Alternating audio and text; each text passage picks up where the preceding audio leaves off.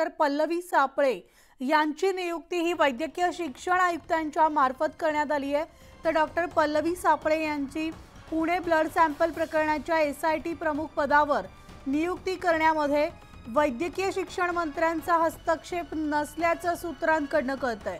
आयुक्तांकडून सेवा ज्येष्ठतेनुसार पल्लवी सापळे यांची नियुक्ती करण्यात आलेली असून पल्लवी सापळे यांना तत्काळ चौकशी करून अहवाल सादर करण्याचे वैद्यकीय शिक्षण मंत्र्यांचे आदेश आहेत।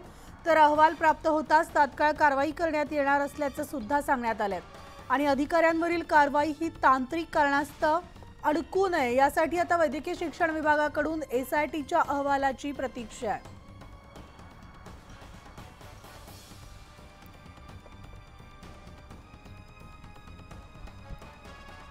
तर पुणे हिट अँड रन केस प्रकरणामध्ये ब्लड सॅम्पल बदलल्यामुळे डॉक्टर पल्लवी सापळे यांची नियुक्ती वैद्यकीय शिक्षण आयुक्तांच्या मार्फत या संपूर्ण प्रकरणाचा उलगडा लावण्यासाठी ब्लड सॅम्पल प्रकरणाच्या SIT प्रमुख पदावर नियुक्ती करण्यात आलेली असून यामध्ये वैद्यकीय शिक्षण मंत्र्यांचा हस्तक्षेप नसल्याचं सूत्रांकडून कळतंय।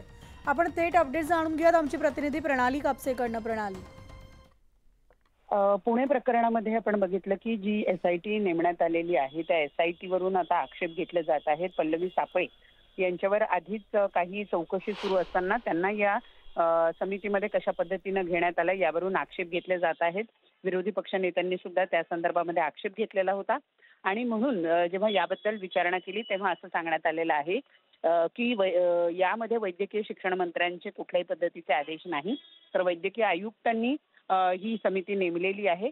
पल्लवी सापळे या संपूर्ण जे डीन आहेत त्या आणि त्यांच्यावर महत्त्वपूर्ण जबाबदारी आहे।